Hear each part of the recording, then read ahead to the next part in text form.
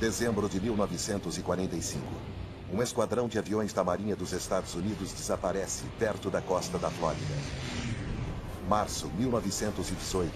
Um enorme navio cargueiro da Marinha dos Estados Unidos a caminho de Baltimore também desaparece. Durante anos, mais navios e aviões desapareceram numa zona de 1 milhão de quilômetros quadrados de oceano aberto. Há muito tempo, fonte de mistério, lenda e medo. Este é o Triângulo das Bermudas. Utilizando hoje nova tecnologia, podemos remover as águas, camada por camada, e revelar uma paisagem escondida. Vamos drenar o Triângulo das Bermudas. Abrindo o caminho cada vez mais fundo, vamos explorar seus cantos mais obscuros, tentando resolver alguns dos maiores mistérios do Triângulo. Quando as águas forem totalmente drenadas, o que encontraremos no fundo do Triângulo das Bermudas? Mistérios do Triângulo das Bermudas. Bermudas. Um oásis numa ilha a 1.046 quilômetros do leste dos Estados Unidos.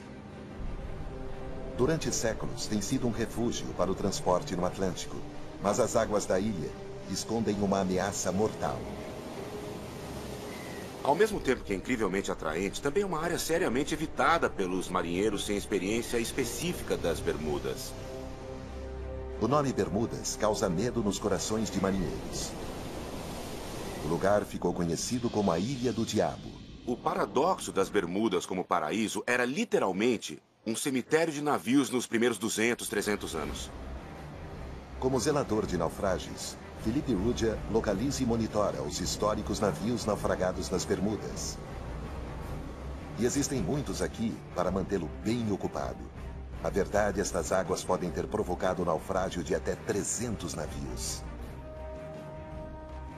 Por que tantos navios afundam neste mar claro como cristal, tão próximo da Terra?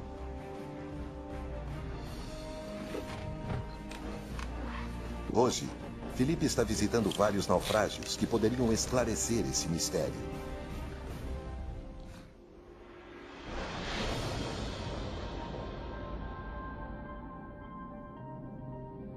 Primeiro, o Mary Celestia. Um navio a vapor com casco de ferro que transportava suprimentos na Guerra Civil Americana. Ele deixou Bermudas, chegou na costa sul e teve o seu fim bem aqui. É bem curioso, porque estamos a apenas 800 metros da costa. Aconteceu num dia calmo e tranquilo. Isso é muito intrigante. Estamos tentando descobrir como isso aconteceu.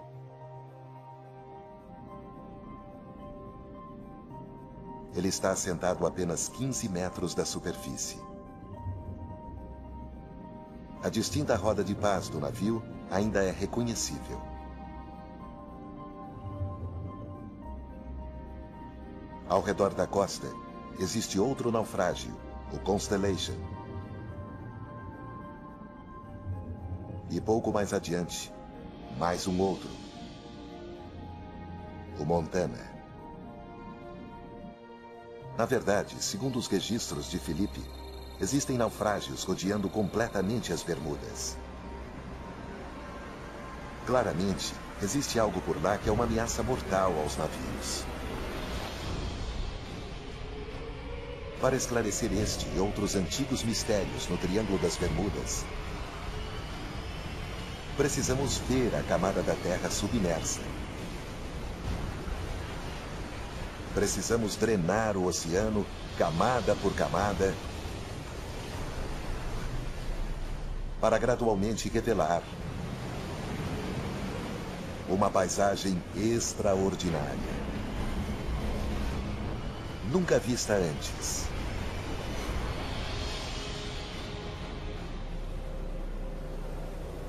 Só é possível olhar as profundezas do Triângulo das Bermudas com uma tecnologia de rápido desenvolvimento chamada mapeamento com sonar. O mapeador sonar lança ondas sonoras para o assoalho oceânico. Os sinais de retorno revelam a forma e a profundidade da terra abaixo. E é a tecnologia do sonar que pode ajudar a revelar a causa de centenas de naufrágios ao redor da ilha. E aí, Nick, como é que tá? Muito bem, e você? O geólogo Nick Hutchins é um explorador moderno. Hoje ele está usando o mapeador sonar para buscar sinais de formações específicas submarinas próximas de onde estão alguns naufrágios das Bermudas. Estamos procurando depósitos de minerais. E eles podem estar na forma de escapes extintos de fontes hipotermais, conhecidas como fumarolas negras. Nick acredita que os escapes hoje extintos poderiam conter metais e minerais raros. Nós vamos procurar ouro e cobre. E com as crostas existentes, platina, cobalto, níquel e particularmente os raros óxidos metálicos, que são importantes hoje porque são vitais para toda a nossa tecnologia moderna.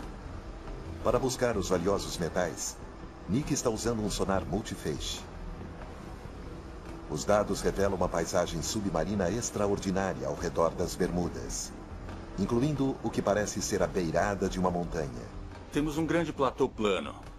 Nós vamos até o que chamamos de a beirada. Chegamos na lateral, que é uma encosta de cerca de 60 graus, que desce 630 metros. É um conhecimento fascinante. Mas por que estamos investigando a beirada de uma montanha submersa próxima da costa das Bermudas? Para isso fazer sentido, precisamos ver o todo. Usando os últimos dados do sonar ao redor das Bermudas, agora podemos virtualmente drenar toda esta água. Retirada a água, a pequena ilha parece empoleirada num topo de montanha espetacular. Uma montanha submarina de 4.000 metros de altura, isolada no meio do Oceano Atlântico. Mas como ela chegou aqui? Hoje a ilha está aqui devido a uma importante erupção vulcânica que aconteceu nesse local isolado no platô oceânico que se estende da fase mais antiga de desenvolvimento do Oceano Atlântico. O vulcão foi crescendo cada vez mais durante milhões de anos, até finalmente se elevar acima da superfície do oceano. Ele entrou em erupção e completou uma enorme ilha vulcânica que ficaria a 900 ou 1.200 metros acima do atual nível do mar. Depois que o vulcão se tornou extinto há 30 milhões de anos, vento e chuva erodiram a montanha até ficar um platô, uma superfície plana. Quando então o nível do mar subiu depois da Era do Gelo, Bermudas foi deixada como uma pequena ilha no topo de uma montanha marinha. Hoje, os recifes que se formaram sobre a encosta deste antigo vulcão cercam grande parte das Bermudas. Os recifes das Bermudas são uma barreira natural que protegem da fúria do oceano, mas tem sido o triste destino de muitos marinheiros. Esses recifes são potencialmente mortais para o transporte marítimo, mas é o que habita o recife que pode ser uma ameaça mais perigosa. Localmente são conhecidos como boilers ou breakers. Breakers são formados por um tipo de alga rochosa e das cascas de milhões de moluscos minúsculos. Juntos, eles criam uma estrutura de calcário incrivelmente dura, que pode crescer até 10 metros do solo oceânico, com os topos às vezes rompendo a superfície na maré baixa. Breakers são, na verdade, materiais mais duros que o Recife ao redor, e por isso sobreviveram, e os processos que os criaram continuaram a persistir. Então, qualquer navio que batesse nessas estruturas, seja de madeira ou de metal, sofreria um impacto muito sério. Os breakers, às vezes, têm pontas afiadas, que podem perfurar um casco de navio como um abridor de latas, potencialmente afundando em minutos. E podem ser mais letais em clima calmo. Uma ironia dos breakers é que são mais visíveis com ondas fortes e tempestades. Na verdade, os breakers são mais perigosos num dia calmo e tranquilo, porque não são vistos. Foram os breakers que causaram muitos dos naufrágios das Bermudas. O Mary Celestia é um deles. Esta ameaça escondida cerca Bermudas. Um legado mortal de seu passado vulcânico. Drenar a Ilha das Bermudas ajudou a explicar as centenas de naufrágios encontrados aqui. Mas este é apenas um pequeno canto de um vasto triângulo que se estende de Bermudas, no ponto norte, e vai até Porto Rico, no sul, com a costa da Flórida formando a ponta oeste. E foi a época dos voos da Segunda Guerra, partindo da Flórida, que produziu o mais conhecido de todos os mitos do Triângulo das Bermudas, o voo 19, a Patrulha Perdida. Agora uma equipe de mergulho vai em busca de um avião envolvido nos eventos desconcertantes daquele dia. À medida que drenamos mais fundo, poderemos encontrar evidências para ajudar a solucionar o mistério? 5 de dezembro de 1945. 5 bombardeiros Avenger Torpedo decolam da base aeronaval em Fort Lauderdale, na Flórida. O voo 19, como foi denominado, é uma missão de treinamento de rotina ao longo da costa do Atlântico. No comando, o tenente da Marinha Americana, Charles Taylor, um piloto altamente experiente. Ele conduziu dezenas de missões de treinamento, mas não estava familiarizado com este trecho da costa em particular. Na metade da missão, as coisas começam a dar errado. O tenente Taylor comunica problemas com suas bússolas. Com o tempo piorando rapidamente, eles logo estão perdidos. O PBM-5 Mariner parte em missão de resgate para localizar o voo e guiar os pilotos de volta à base. O Mariner faz contato com uma mensagem de rotina. Depois disso, nunca mais foi ouvido. Nenhum destroço jamais foi recuperado do voo 19 ou do avião de resgate Mariner. Todo tipo de teorias estranhas e extraordinárias foram lançadas para explicar o desaparecimento desses aviões. Desde abduções alienígenas até os efeitos de uma neblina eletromagnética. É mais provável que os pilotos simplesmente se perderam, ficaram sem combustível e tiveram que pousar em algum lugar do oceano. O Mariner e o voo 19 tiveram problemas em algum lugar na área ao redor das Bahamas. E pela primeira vez, agora é possível drenar esta área até o fundo do mar, quase 5 quilômetros para baixo. A drenagem revela uma zona submarina vasta e sem formações conhecida como planície abissal. É como um gigantesco deserto submarino. É fácil ver por que nenhum avião nunca foi recuperado. Mas hoje, depois de 70 anos, podemos finalmente estar bem próximos de encontrar o avião de resgate Martin Mariner. Mike Barnett é um mergulhador técnico especializado em encontrar aviões perdidos. Ele passou anos investigando o acidente do voo 19 e hoje acha que tem uma boa ideia de onde o Mariner caiu. Tentei recriar a rota do voo na minha cabeça para onde o avião pode ter ido e onde ele afundou. Começou aqui na base aeronaval do Rio Banana, de onde o avião decolou. Foi para o norte até o Cabo Canaveral e depois se dirigiu da costa para a área de busca, onde foi enviado. Sabemos que meia hora depois de decolar, uma explosão foi avistada. Um cargueiro relatou ter visto uma explosão no ar. Quando o navio chegou, nenhum destroço foi encontrado. Ou o avião afundou ou partes foram levadas pela corrente do Golfo. Hoje, Mike e sua equipe vão em busca dos restos do avião perdido. O local onde hoje vamos investigar está a 70 metros de profundidade e cerca de 80 quilômetros da costa. É uma área potencialmente suspeita que vale a pena investigar porque está numa região um pouco ao norte de onde esperaríamos encontrar. Mas com a corrente do Golfo, ele pode estar mais ao norte. Pescadores locais relataram destroços nesta área. E Mike os está procurando em seu sonar. Acabamos de passar sobre o alvo. É bem discreto e bem pequeno, o que é de se esperar de um avião. Nesse ponto, vamos nos preparar para verificar. Mergulhar, mergulhar. O alvo está a mais de 67 metros da superfície. Mike acha que pode ser um avião, mas ainda não pode dizer se é o Mariner. A visibilidade nessa profundidade é bem limitada, e uma forte corrente torna a busca realmente desafiadora.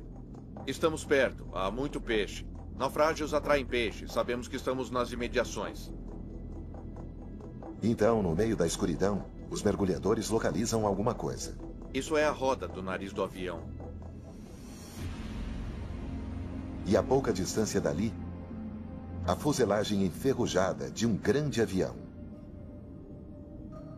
É um local de acidente de avião bem interessante. Há muita estrutura intacta aqui. Com o passar do tempo, sobram apenas partes e pedaços no fundo do mar. Ver algo assim é bem espetacular. Poderiam ser os destroços do avião de resgate Mariner? O próximo passo é registrar qualquer evidência que identifique o avião. Eles localizam pylons ao longo das asas que parecem ter sido suportes para pontões. O avião parece ter sido um anfíbio. E portinholas na lateral da fuselagem são exatamente o que se espera encontrar no Mariner. O formato do estabilizador horizontal parece familiar para os mergulhadores que fotografaram a aeronave. Isso sugere que este poderia ser o avião anfíbio de resgate Mariner, mas a equipe ainda não encontrou uma peça de evidência decisiva. É com certeza um avião. Quero ser bem cuidadoso com o que falo, mas há características bem interessantes. Muita coisa que se espera de um avião de busca e resgate. Vou voltar e olhar as fotos e os vídeos e ver o que eu encontro. Estou empolgado, muito empolgado. É algo que justifica mais verificações. Mike precisa de uma opinião de especialista para identificar o avião e mostra as imagens do mergulho para um historiador de aviação, Roy Stafford. Roy é ex-piloto da Marinha dos Estados Unidos e uma autoridade em aviões militares americanos. Este é o início do mergulho. Chegamos no fundo e seguimos a corrente para encontrar os destroços. Aqui começamos a encontrar alguns deles. Originalmente, mergulhamos para encontrar o PBM-5 Martin Mariner. Mas enquanto examinávamos o local para encontrar algumas das características, víamos coisas não consistentes com isso. Queremos então saber que avião é este.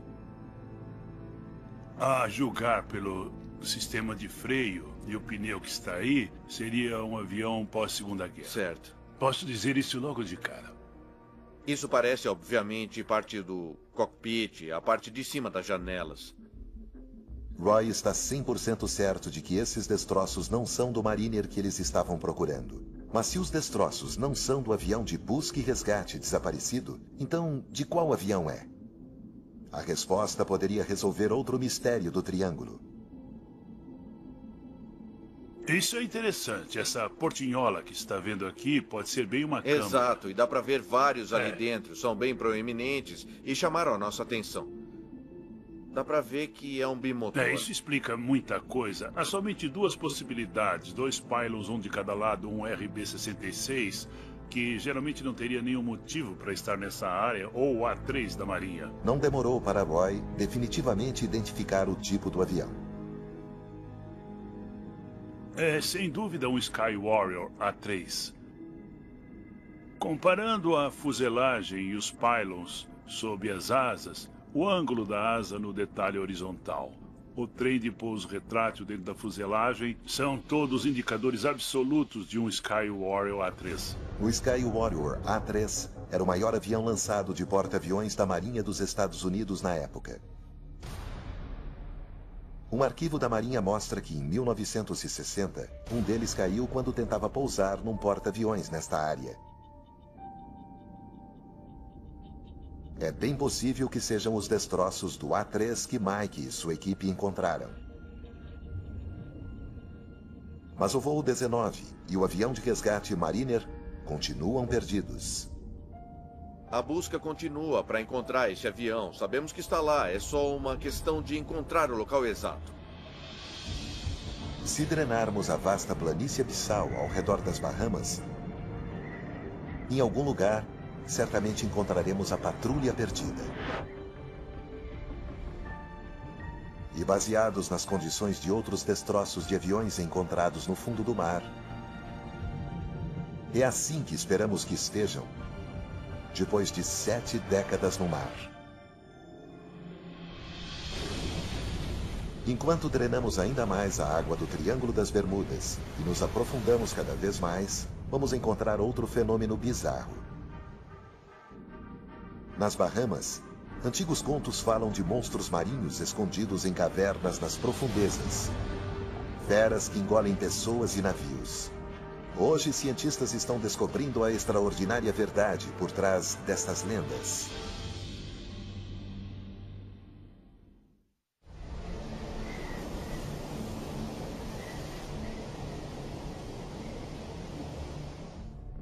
A quase 90 quilômetros da costa da Flórida, na ponta oeste do Triângulo das Bermudas, estão as Bahamas. Um arquipélago de mais de 700 ilhas. É aqui que encontramos uma das forças naturais mais misteriosas do Triângulo. Redemoinhos, que segundo a lenda local, podem engolir pessoas e navios. Com quase 5 quilômetros de oceano drenado, uma paisagem estonteante se revela. As Bahamas ficam no topo de um vasto platô de calcário que se eleva do solo oceânico. É conhecido como a Grande Escarpa das Bahamas. Penhascos mais altos que qualquer um encontrado em terra seca se elevam a 4.500 metros, quase 3 vezes mais altos que no Grand Canyon. Perto do litoral, um outro fenômeno. Algumas das formações geológicas mais estranhas encontradas no mundo todo. Elas são chamadas os buracos azuis, que são gigantescas cavidades submarinas que se estendem por dezenas de metros abaixo do nível do mar. O buraco azul de Jim é o maior e mais profundo de todos. Tom Iliffe é um dos principais especialistas em buraco azul no mundo e conhece bem os perigos. Teve ocasiões em que a pessoa chegou muito perto da beirada. Lá existe um declive de areia muito íngreme que cai dentro do buraco azul. Então, se você não tomar cuidado e der um passo em falso bem na beirada, você vai deslizar para o fundo. Durante anos, o buraco azul de Jim engoliu muitas vidas. Os habitantes locais mantêm distância, alarmados com alguns dos contos sobrenaturais. Nas Bahamas existem muitas histórias e lendas folclóricas pertinentes aos buracos azuis. Uma delas fala de um monstro chamado Lusca, que habita o fundo do buraco azul. E a água que entra e sai é o Lusca, o monstro, inspirando e expirando água. Inclusive, existem histórias de navios que se aproximaram do buraco azul e foram tragados pela inspiração do Lusca. Tom observou redemoinhos no buraco azul de Jim, como citados nas lendas.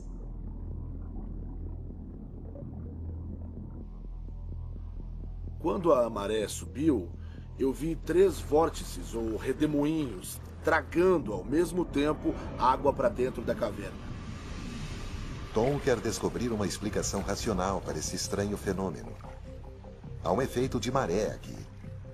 Mas poderiam também ser outras forças operando na profundeza desconhecida do buraco azul? O único jeito de descobrir é mergulhando. Tom vem explorando buracos azuis nas Bahamas há mais de 20 anos. E eles nunca deixaram de impressionar. Eles são portais para um outro mundo. Quando mergulhamos neles, é como ir a um lugar como nenhum outro do planeta. Os buracos azuis são uma formação natural incomum que hoje os geólogos parecem entender. Na última era do gelo, os níveis do mar eram mais baixos. Na época, todo este calcário estava na superfície. Chuvas ácidas se infiltraram no calcário, erodindo grandes vãos na rocha. No fim, o teto de um vão iria ruir, criando o formato distinto de garrafa do buraco azul.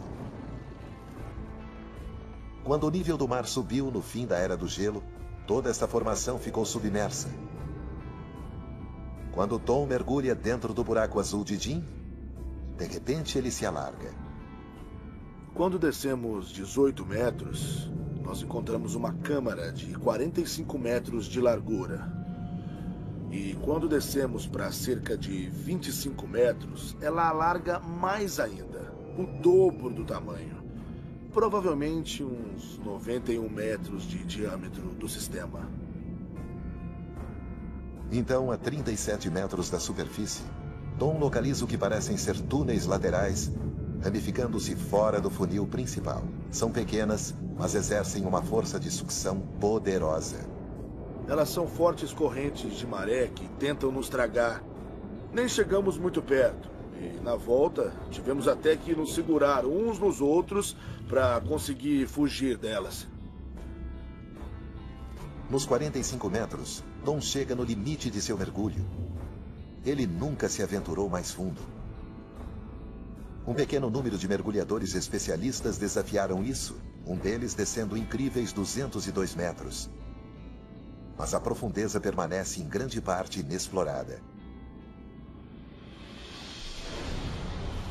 Sabemos o suficiente treinando o buraco azul de Jim. Revelamos não só a vasta caverna em forma de garrafa, mas também uma ramificação de túneis e fendas mais abaixo, nas profundezas. É o fluxo de água que entra e sai desses túneis que gera o efeito de redemoinho, e não um monstro marinho mítico. Sem a água, o buraco azul de Jim é uma estrutura geológica gourenta, mas é inteiramente natural. Os buracos azuis das Bahamas estão lentamente revelando seus segredos.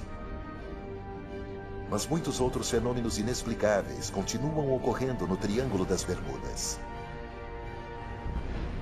Contos estranhos de gigantescas paredes de água surgindo do nada. E uma curiosa substância submarina cobrindo o solo oceânico com potencial para destruir navios.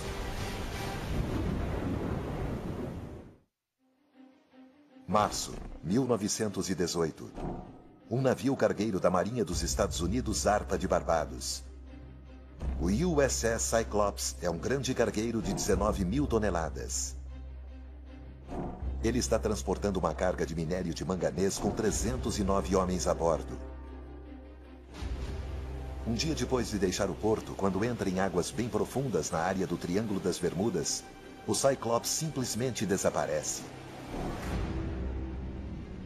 Nenhum vestígio do enorme navio cargueiro ou de sua tripulação jamais foi recuperado. Para Marvin Barash, a história está marcada pela tragédia pessoal. Meu tio-avô, Lawrence Mergell, era foguista a bordo do navio. Ele tinha uns 20 anos e estava entre os 309 desaparecidos. Geralmente, quando navios se perdem, alguma coisa é encontrada. Pode ser uma parte do bote salva-vidas ou alguma carga, até algum destroço. No fim, alguma coisa aparece. Neste caso, nada. A ausência de qualquer fragmento de destroços logo suscitou teorias extravagantes. Surgiram todo tipo de histórias bizarras. Um jornal de Washington afirmou que ele foi tomado e transformado num navio pirata e que ele estava operando nas águas do Amazonas. Outros diziam que tinha sido tomado por um submarino alemão e até mesmo por uma gigantesca vida marinha, como um polvo, e havia fotos desses incidentes em alguns jornais que circulavam pelo país. Marvin dedicou sua vida para descobrir o que realmente aconteceu ao Cyclops. Ele examinou cada documento e registro vinculado ao navio. Foram décadas de meticulosa pesquisa, mas hoje ele acredita que identificou um erro fatal no projeto do navio. Na época, era o maior e mais rápido navio da Marinha dos Estados Unidos em circulação. Ele tinha um fundo chato e rolava facilmente. E um dia ele tombou aproximadamente 50 graus num lado e uma outra vez tombou do outro lado. E para muitos navios isso poderia continuar e causar uma catástrofe total. Devido à tendência do navio de rolar, algo aconteceu para ele emborcar de vez? Algo extraordinário? Durante séculos, marinheiros contaram histórias sobre ondas gigantes. Enormes paredes de água surgindo do nada, esmagando qualquer navio em seu caminho. A ideia da onda gigante tem sido como uma lenda durante muitos séculos. Marinheiros voltavam contando que viram essas ondas gigantes e que enfrentaram e sobreviveram a elas. Segundo o Dr. Simon Boxall, essas antigas histórias de marujos não podem mais ser ignoradas. Usando satélites, podemos observar o mundo todo em poucos dias. Assim, nos últimos 20 anos, temos observado e medido ondas monstruosas que, em alguns casos, podem passar de 30 metros. Portanto, elas existem. Ondas descomunais têm sido ocasionalmente filmadas. Esta, no inverno de 2012, bateu com força contra um navio de resgate no Mar do Norte.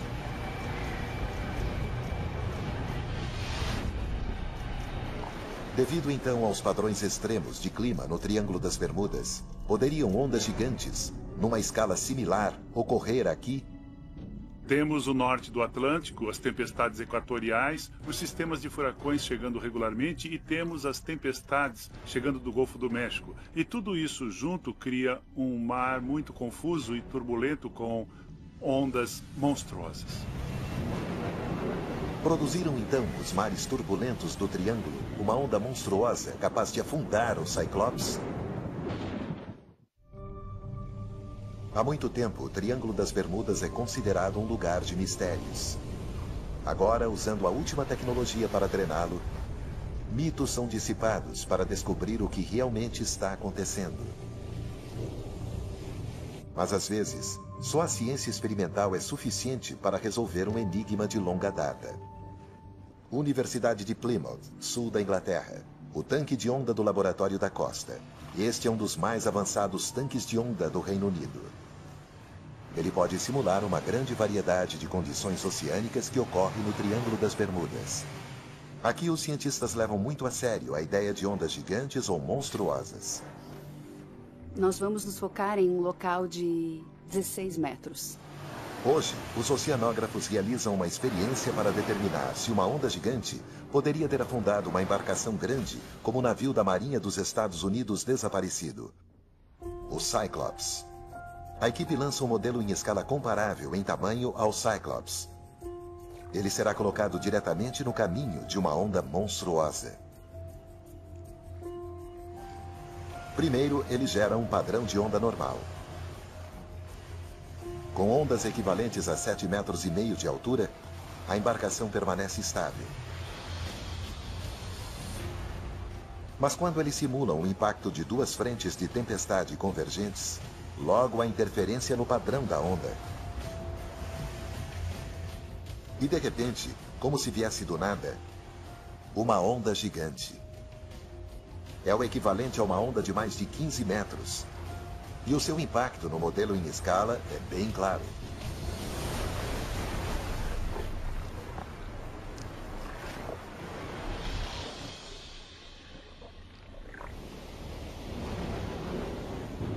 Então, há evidência de que uma onda gigante poderia teoricamente ter afundado o Cyclops. Mas existe outro fenômeno bizarro que também poderia ser o responsável pela perda do navio. Para vê-lo, precisamos drenar mais água do Triângulo das Bermudas. No solo oceânico, numa profundidade de 335 metros, depósitos de um estranho material mole e leitoso pode ser encontrado. Um simples trecho pode cobrir uma área maior do que Manhattan. É uma substância chamada hidrato de metano. Esses hidratos de metano são formados como resultado de material da superfície, material orgânico, peixes mortos, plantas mortas, plâncton, que afundam até o fundo do mar e depois degradam por meio de decomposição bacteriana e microbiológica. Esta imagem mostra torrões de hidrato de metano no solo oceânico. O metano também pode ficar preso em bolsões sob um assoalho oceânico.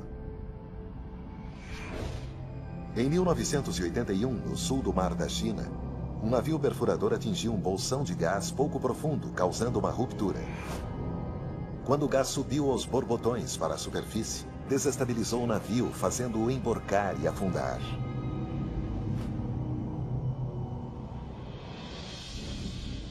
Qualquer distúrbio em grande escala no solo oceânico, como um terremoto ou deslizamento, pode deslocar uma importante placa de hidrato de metano que se transformará em gás ao flutuar na superfície. Assim, uma liberação de hidrato de metano poderia potencialmente ter causado o emborcamento do USS Cyclops, principalmente por causa do projeto que o deixava propenso a rolar. Mas o único jeito de determinar o que realmente aconteceu ao navio é encontrando os seus destroços. Depois de pesquisar o máximo que pude sobre a distância aproximada percorrida pelo navio, desde o ponto de partida, acredito que estava provavelmente a um dia do porto e provavelmente virou perto da área noroeste de Porto Rico. Marvin espera que um dia o local dos destroços possa ser encontrado. Encontrar o local da sepultura do Cyclops, do meu tio-avô e de todos os outros que serviram com ele seria importante. Mas se os cálculos de Marvin estiverem corretos, o navio não será fácil de ser recuperado. A drenagem da área revela uma trincheira de 8 quilômetros de profundidade, a Fossa de Porto Rico. É onde o triângulo atinge o seu ponto mais profundo. Na verdade, é o ponto mais profundo em todo o Atlântico. Enquanto os cientistas exploram a enorme formação submarina, uma descoberta pode esconder o mais mortal de todos os segredos do Triângulo das Bermudas. A fonte de um potencialmente devastador tsunami. A parte mais profunda do Triângulo das Bermudas, a Fossa de Porto Rico, pode esconder seu segredo mais mortal. Por isso, os cientistas estão acelerando para explorar a região submarina mais inacessível de todas. Aqui no laboratório de sensoriamento remoto da National Geographic Society, eles desenvolveram uma nova tecnologia radical para filmar o oceano profundo. É a chamada Dropcam. Pronto, tá pronta.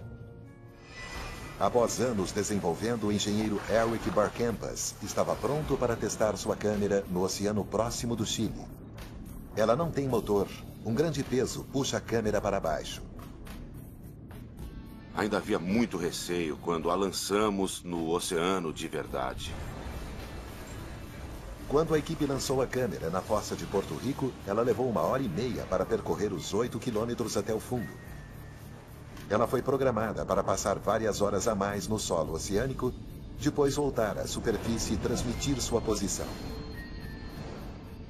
Foi um grande alívio ouvir pela primeira vez o feixe VHS no radiotransmissor e ver a posição pelo satélite.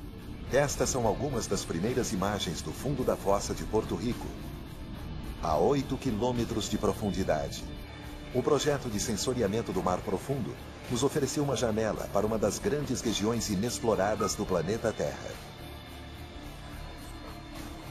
Mas as suas imagens são uma série de instantâneos, capturando uma área de menos de 1 metro quadrado por vez.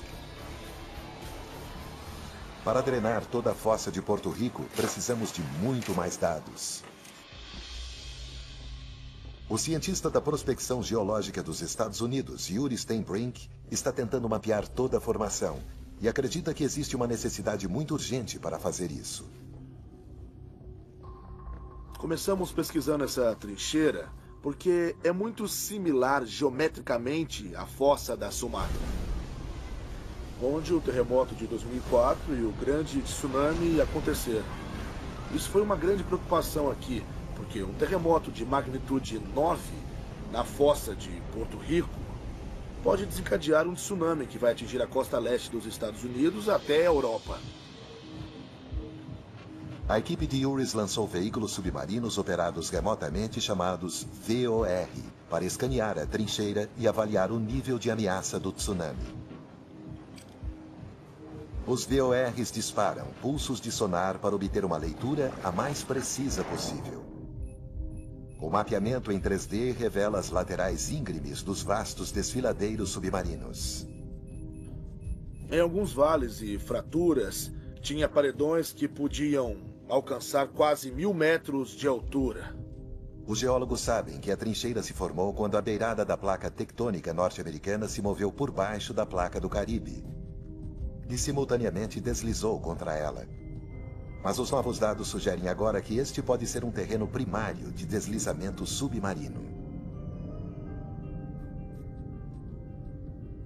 Eles podem mover rochas em áreas de centenas de quilômetros quadrados, o tamanho de grandes cidades ou até maior. A espessura das rochas pode ser de 200 metros ou mais. Estamos falando de cubos de 10, 20 quilômetros ou até mais. Então, um deslizamento submarino nesta escala pode potencialmente ameaçar o leste dos Estados Unidos com um tsunami, como Yuri temia. Pense em Boston, Charleston e Baltimore. E pense em todas as usinas nucleares que estão ao longo da costa. Nós temos que nos preparar para isso.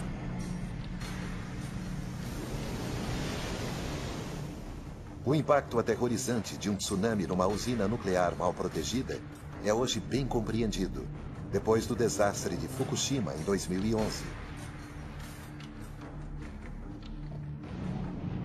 Para um tsunami equivalente atingir os Estados Unidos, é preciso um terremoto de magnitude 9 na trincheira. Para entender a probabilidade de um tremor nesta escala, a equipe de Yuris cortou amostras de rocha no fundo da trincheira e as analisou no laboratório. O que eles descobriram será de grande alívio para qualquer morador da costa leste. Mas se você morar perto da trincheira, será desastroso.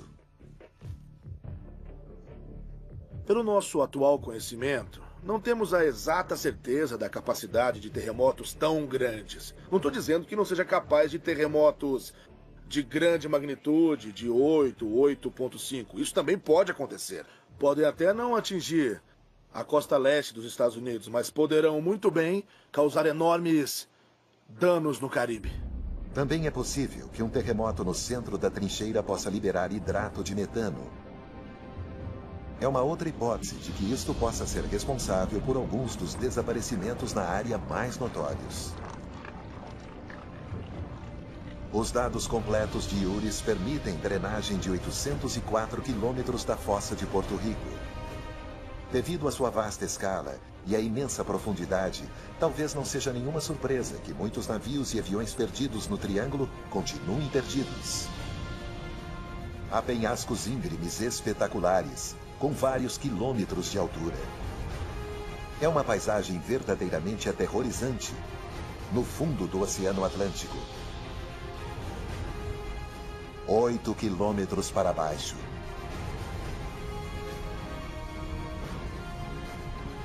A drenagem do Triângulo das Bermudas nos mostrou pela primeira vez uma variedade incrível de terrenos,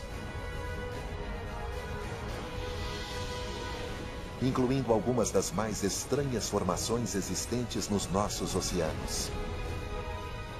Os mitos e as lendas do Triângulo são persistentes e profundamente enraizados. Mesmo assim, descobrimos que os perigos atribuídos a esta área não parecem vir de fenômenos sobrenaturais, mas das forças bem reais e mortais da própria Mãe Natureza. Versão Marshmallow São Paulo.